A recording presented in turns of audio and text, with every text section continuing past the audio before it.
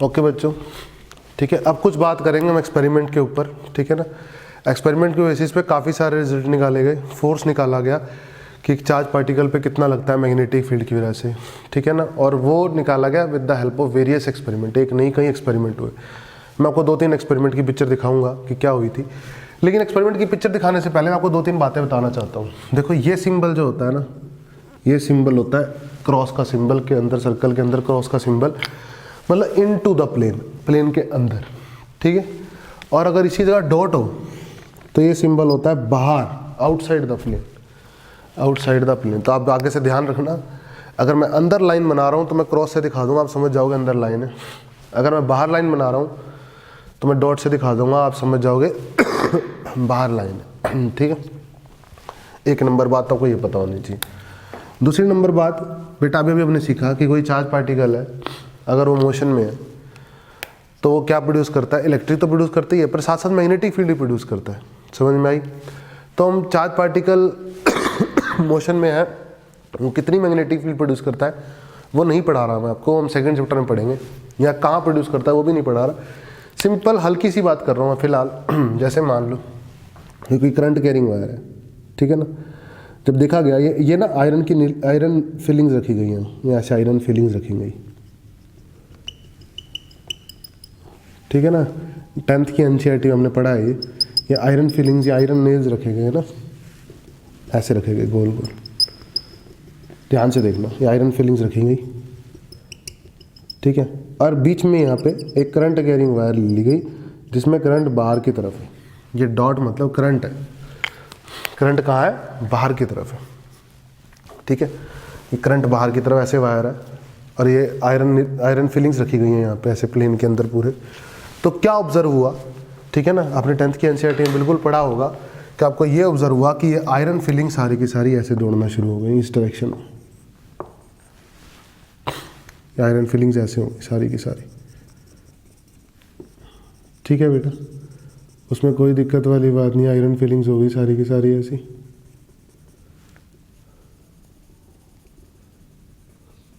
सही, ये iron filling सारी क्या हो गई, सर्कुलर पाथ में मूव करने लग गई।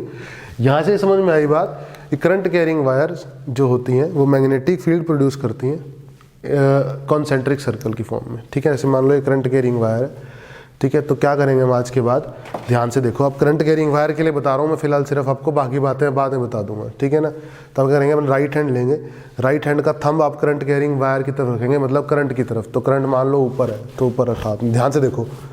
तो ये करंट कैरिंग वायर है, रेड मार्कर, तो आप ऐसे थंब रखा, ठीक है। और अपना राइट हैंड की पाम खोल ली, और फिंगर्स अपने मान लो यहाँ पे मैग्नेटिक फील्ड निकालनी है। लेट अस सपोज आपको इस पॉइंट में मैग्नेटिक फील्ड बतानी है, तो आपका फिंगर्स का टिप कहाँ आ रहा है, यहाँ पर अगर आपको मैग्नेटिक फील्ड बतानी है इस पॉइंट पे, तो फिंगर का टिप कहाँ आ रहा है, आउटसाइड। तो आप बोलोगे मैग्नेटिक फील्ड यहाँ बाहर है। यहाँ कैसा आ रहा है, इस डायरेक्शन में। यहाँ देखते हो तो कैसा आ रहा है, इस डायरेक्शन में। यहाँ देखते हो तो इस डायरेक्शन में। आप देखोगे क्या है, सर्कुलर है। क्या है, सर्कुलर। अगर आयरन फिलिंग्स रखी गई यहाँ पर तो उनका मोशन कैसा हो जाएगा, ऐसा हो जाएगा बेटा, ठीक है। और अगर करंट नीचे हुआ तो, करंट नीचे हुआ तो मोशन कैसा हो जाएगा, राइट हैंड लेना, आपने ध्यान रखना, राइट हैंड लेना और घुमाना ऐसे, ठीक है। आयरन फिलिंग्स का मोशन ऐसा हो जाएगा। अगर आपने ऊपर ली तो ऐसा हो जाएगा। बोलो सही बात है ना। अगर आपने करंट कैरिंग वायर ऊपर लिया तो आयरन फिलिंग्स का मोशन ऐसा हो जाएगा बेटा, समझ में आ रही है। अगर नीचे लिया तो आयरन फिलिंग्स का मोशन ऐसा हो जाएगा, सही है। तो आपको बात पता होनी चाहिए, सिंपल सी बात बताइए, मैंने कोई बड़ी बात नहीं बताई है। फॉर एग्जांपल अगर यहाँ काम है, करंट कैरिंग वायर लूँ, ऊपर की तरफ करंट है इसे मान लो, और यहाँ पूछूँ मैं आपसे मैग्नेटिक फील्ड की डायरेक्शन क्या होगी, तो आप क्या बोलोगे, करंट कैरिंग वायर की तरफ थंब रखोगे, और जहाँ निकालनी है वहाँ फिंगर कहाँ पॉइंट हो रही है, अंदर। तो आप बोलोगे मैग्नेटिक फील्ड की डायरेक्शन है अंदर, ठीक है। यहाँ अगर यहाँ पूछो तो करंट कैरिंग वायर ये है, ऐसे रखा, तो फिंगर बाहर पॉइंट हो रही है, तो आप बोलोगे मैग्नेटिक फील्ड की डायरेक्शन क्या है, यहाँ आउटसाइड। क्या है, यहाँ आउटसाइड, सही है। कोई दिक्कत वाली बात नहीं है, बस फिलहाल आपको इतना ही पता होना चाहिए, इसी से काम हो जाएगा। जो एक्सपेरिमेंट परफॉर्म हुए थे वो इतनी नॉलेज से काम आ जाएंगे आपके, ठीक है ना। आप इतनी नॉलेज से उन एक्सपेरिमेंट को समझ सकते हैं, ठीक है। तो एक्सपेरिमेंट परफॉर्म हुआ पहला एक्सपेरिमेंट परफॉर्म हुआ, क्या परफॉर्म हुआ, एक्सपेरिमेंट नंबर 1, ठीक है ना। ध्यान से देखना बेटा, ये एक्सपेरिमेंट नहीं, कई एक्सपेरिमेंट परफॉर्म हुए थे, मैं 2-3 समझा रहा हूँ आपको, ठीक है ना, जो मेन है, जिससे आपको सारी चीज़ें समझ में आ जाएंगी, ठीक है। तो पहला एक्सपेरिमेंट ये परफॉर्म हुआ कि कोई करंट कैरिंग वायर ली गई, ठीक है ना, लॉन्ग करंट कैरिंग वायर ली गई, क्या ली गई, लॉन्ग, ठीक, करंट कैरिंग वायर ली गई, उसके सामने एक चार्ज पार्टिकल रख दिया रेस्ट पे। कैसे रख दिया चार्ज पार्टिकल, रेस्ट पे। और ऑब्जर्व क्या हुआ, ऑब्जर्व ये हुआ कि ये charge particle will remain at rest, charge particle rest पे ही रहा, charge particle will remain at rest, ये चार्ज पार्टिकल रेस्ट पे ही रहा, ऐसा ऑब्जर्व हुआ, ये चार्ज पार्टिकल रेस्ट पे ही रहा, ऐसा ऑब्जर्व हुआ। रेस्ट पे रखा करंट कैरिंग वायर के सामने और देखा कि ये चार्ज पार्टिकल हिला ही नहीं, कोई डिफ्लेक्शन ही नहीं है इसमें, ठीक है ना, मूव ही नहीं करा ये, तो चार्ज पार्टिकल किस में रहा, रेस्ट पे ही रहा। अब आई कंक्लूजन की बात, कंक्लूजन की बात आई, ठीक है ना। तो इस चार्ज पार्टिकल पे नेट फोर्स 0 है, ये तो क्या हुआ, ऑब्जर्व हुआ। अब नेट फोर्स, यहाँ पे फोर्स 2 तरीके का होता है, electric plus F magnetic. Magnetic को मैं बी से दिखाऊंगा, मैग्नेटिक फील्ड को मैं बी वेक्टर से दिखाया करूँगा, जैसे इलेक्ट्रिक फील्ड को मैं ई वेक्टर से दिखाता था ना। एक बात और समझना, इलेक्ट्रिक फील्ड को ई वेक्टर से दिखाता था, तो मैग्नेटिक फील्ड को दिखाऊंगा बी वेक्टर से। किससे दिखाऊंगा, बी वेक्टर से, ठीक है। तो बेटा मैंने क्या बोला, मैंने बोला नेट फोर्स 0 है, तो एफ इलेक्ट्रिक और एफ मैग्नेटिक 2 ही लग रहे होंगे, वो नेट 0 है दोनों। अब 2 केस हो सकते हैं कि ये दोनों एक दूसरे के अपोजिट हो और 0 हो जाए, या एक केस हो सकता है कि ये भी 0 और ये भी 0 तो 0 हो जाए। तो कौन सा केस है इनमें से, ठीक है ना, आइदर 2 केस हो सकते हैं, या तो F E plus F B 0 है, ठीक है ना। तो ऐसे समझो magnitude wise F E equal to minus F B हो, F E equal to minus F B हो, या तो यही हो सकता है, यह हो सकता है एफ ई भी 0 और एफ बी भी 0। तो कौन सा केस है, आप कौन सा केस बोलते हो ठीक है, फिलहाल इस केस के लिए कौन सा केस ठीक है, ये आप क्या बोलोगे, आपको बोलना चाहिए सर ये केस ठीक है। कारण क्योंकि इलेक्ट्रिक फील्ड तो यहाँ 0 है ना, इलेक्ट्रिक फील्ड 0 तो इलेक्ट्रिक फोर्स का तो कोई मतलब ही नहीं है। अगर ये फोर्स 0 है, नेट फोर्स 0 था, तो इसको 0 होना पड़ेगा कि नहीं होना पड़ेगा, तो मैग्नेटिक फोर्स भी क्या हुआ, 0 हुआ। क्या सीखे ये कंक्लूजन ये निकाला कि a charge particle at rest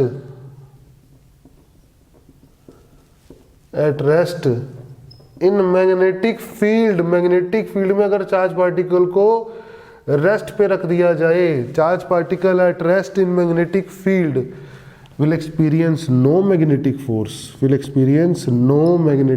उस पर कोई मैग्नेटिक फोर्स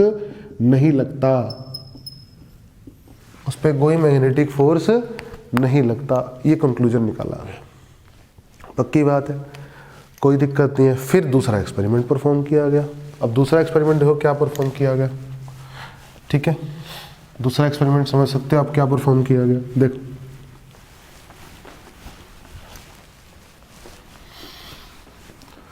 फिर दूसरा एक्सपेरिमेंट ये परफॉर्म किया गया, करंट कैरिंग वायर के सामने एक चार्ज पार्टिकल रख दिया, ठीक है। और दूसरे ही एक्सपेरिमेंट में एक बार चार्ज पार्टिकल को वेलोसिटी दे दी अंदर की तरफ, और एक बार चार्ज पार्टिकल को वेलोसिटी दे दी बाहर की तरफ, ठीक है। और जो ये करंट कैरिंग वायर है, ये यहाँ मैग्नेटिक फील्ड प्रोड्यूस कर रही है, कहाँ प्रोड्यूस कर रही है, अंदर की तरफ, ठीक है। सही है, कोई दिक्कत नहीं है बेटा। ये करंट कैरिंग वायर यहाँ पे इस चार्ज के पास मैग्नेटिक फील्ड कहाँ प्रोड्यूस कर रही है, अंदर की तरफ, उसमें कोई दिक्कत नहीं है। तो अंदर की तरफ मैग्नेटिक फील्ड है ऐसे, और चार्ज पार्टिकल को अंदर की तरफ ही वेलोसिटी दे दी। एक बार ये किया, एक बार अंदर की तरफ मैग्नेटिक फील्ड और चार्ज पार्टिकल को बाहर की तरफ वेलोसिटी दे दी, एक बार ये किया। ऑब्जर्वेशन क्या हुई, ऑब्जर्वेशन ये हुई कि चार्ज पार्टिकल कांस्टेंट वेलोसिटी से मूव करता रह गया जिससे वो कर रहा था। आपने वेलोसिटी दी ना 2 मीटर पर सेकंड, मान लो आपने मैग्नेटिक फील्ड अंदर है, चार्ज पार्टिकल को अंदर की तरफ वेलोसिटी दी 2 मीटर पर सेकंड, तो ऑब्जर्व ये हुआ कि चार्ज पार्टिकल 2 मीटर पर सेकंड की स्पीड से ही अंदर लीनियर मोशन कर गया। ना तो उसकी वेलोसिटी का मैग्नीट्यूड चेंज हुआ, ना ही डिफ्लेक्शन आया, ना उसकी वेलोसिटी का कोई डायरेक्शन चेंज हुआ। समझ में आई? तो इसका मतलब ऑब्जर्व ये हुआ कि फिर से नेट फोर्स जीरो है, फिर से इलेक्ट्रिक तो जीरो है ही है, तो मैग्नेटिक भी जीरो है। अब क्या कंक्लूजन निकला? कंक्लूजन क्या निकला कि अगर कंक्लूजन ये निकला चार्ज पार्टिकल प्रोजेक्टेड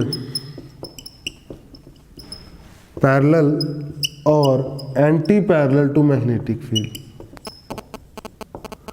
अगर चार्ज पार्टिकल को पैरेलल या एंटी पैरेलल प्रोजेक्ट किया जाएगा मैग्नेटिक फील्ड के, तो उस चार्ज पार्टिकल के ऊपर जो नेट फोर्स होगा, मैग्नेटिक फोर्स होगा, वो जीरो होगा। नेट में इलेक्ट्रिक तो जीरो ही है।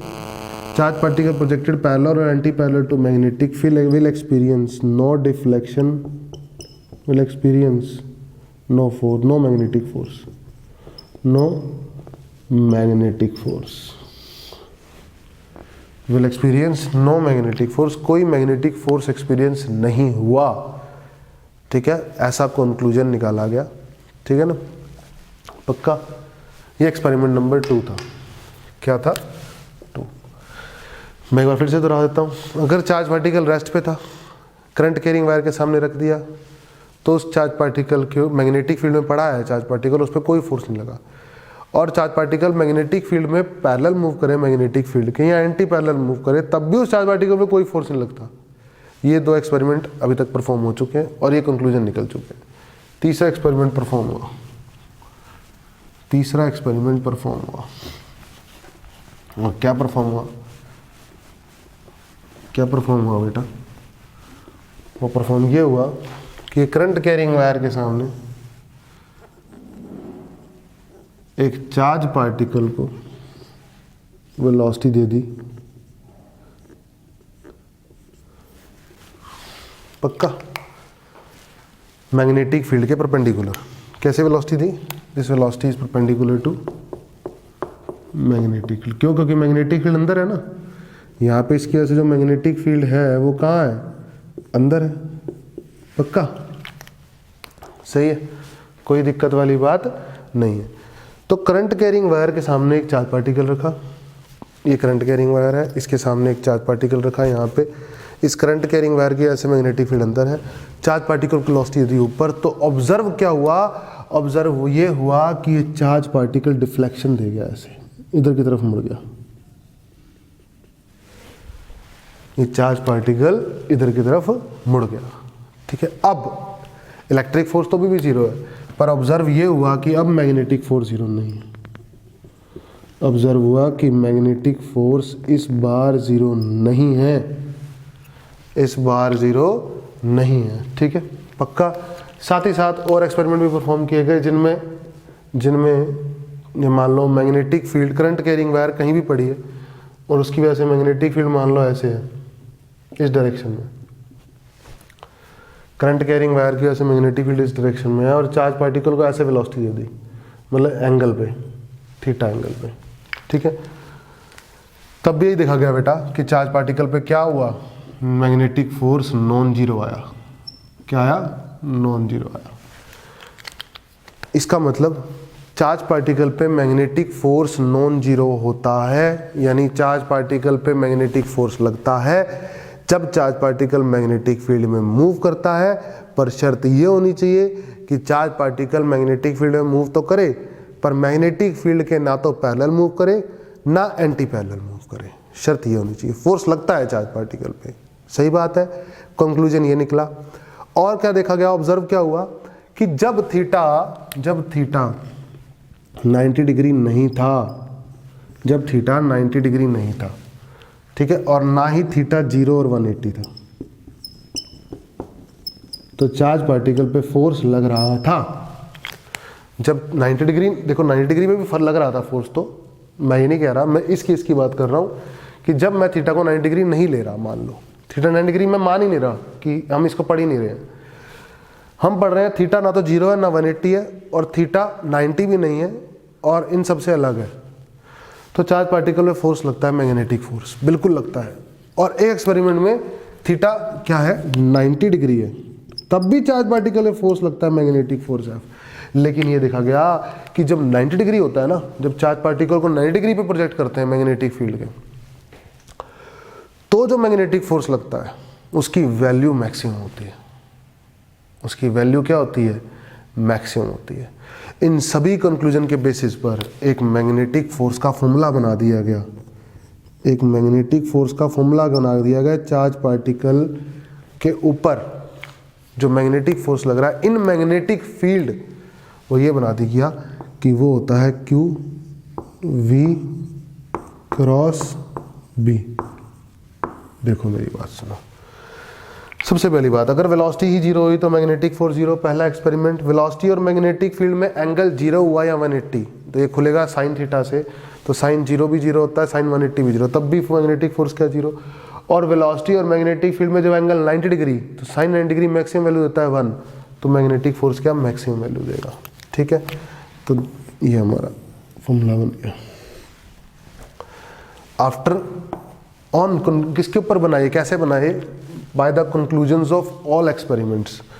इन सारे एक्सपेरिमेंट्स के कंक्लूजन की वजह से ये फॉर्मूला हमारा तैयार हो गया। सही बात है।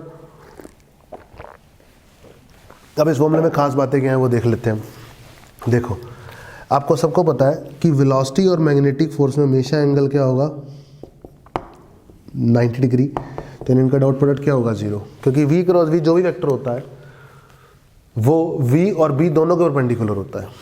सही है, तो V क्रॉस B एक वेक्टर आ रहा है फोर्स, सही है, ये V के भी परपेंडिकुलर है और साथ ही साथ ये B के भी परपेंडिकुलर है। इस बात का ध्यान रखेंगे हम। सही है, तो अगर देखा जाए इस बात को ध्यान से अलग से देखा जाए तो मैग्नेटिक पावर क्या है 0, यानी मैग्नेटिक फील्ड चार्ज पार्टिकल को कोई पावर डिलीवर नहीं करती। एक नंबर बात। दूसरी नंबर बात, F B dot D X by D T कर दूं अगर मैं, तो ये 0 है।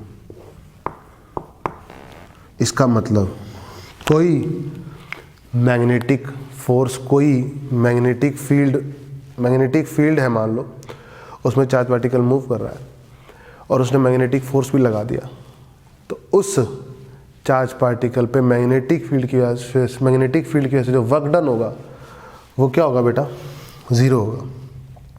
क्या होगा वो 0। पक्की बात है, कोई दिक्कत नहीं है। देखो साफ साफ समझ में आ रही है आपको बात, कोई परेशानी वाली बात नहीं है इसमें। क्या होगा वर्क डन 0। सही है, ये बात ही पता लगी, ये बात ही पता लगी। एक बात और बता दूं मैं आपको, डायरेक्शन कैसे देखनी है आपको। डायरेक्शन आपको मैंने डायरेक्शन पहले भी सिखा रखा है, ठीक है।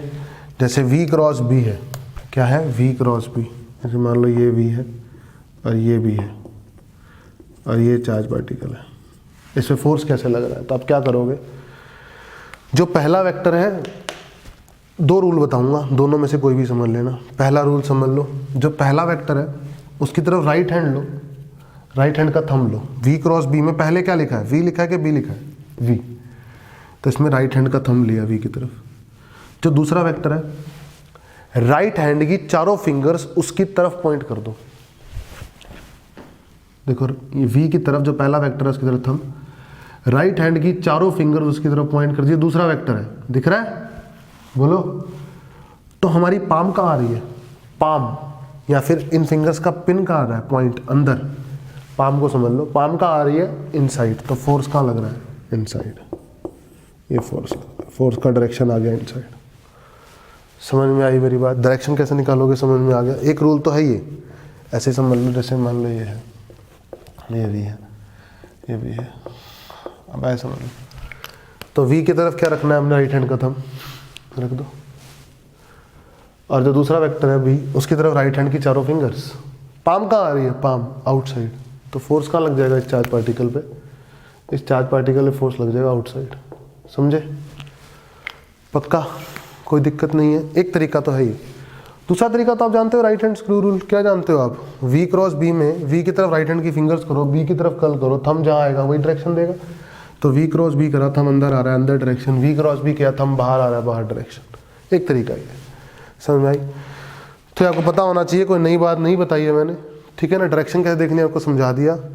इसका इसके साथ डॉट प्रोडक्ट और इसका इसके साथ डॉट प्रोडक्ट जीरो क्यों होता है वो मैंने बता दिया कि V क्रॉस B या A क्रॉस B जो होता है C vector A cross B के बराबर होता है, तो A के परपेंडिकुलर होता है C वेक्टर और B के परपेंडिकुलर होता है C वेक्टर। A और B में जो भी एंगल हो उससे कोई मतलब नहीं है, ठीक है ना। परपेंडिकुलर तो डॉट प्रोडक्ट जीरो होगा, परपेंडिकुलर डॉट प्रोडक्ट जीरो होगा। यहाँ डॉट प्रोडक्ट जीरो करके देखा समझ में आया कि F डॉट V तो पावर होता है, यानी कोई पावर डिलीवर नहीं कर रहा मैग्नेटिक फोर्स चार्ज पार्टिकल को, और ना ही कोई मैग्नेटिक फोर्स चार्ज पार्टिकल पे वर्क डन कर रहा है मैग्नेटिक फील्ड में मूव करने की वजह से। तो ये बातें दो क्लियर हुई after performing of various experiments, ठीक है ना। तो यहाँ पर मैं ख़त्म करता हूँ इस चीज़ को, ठीक।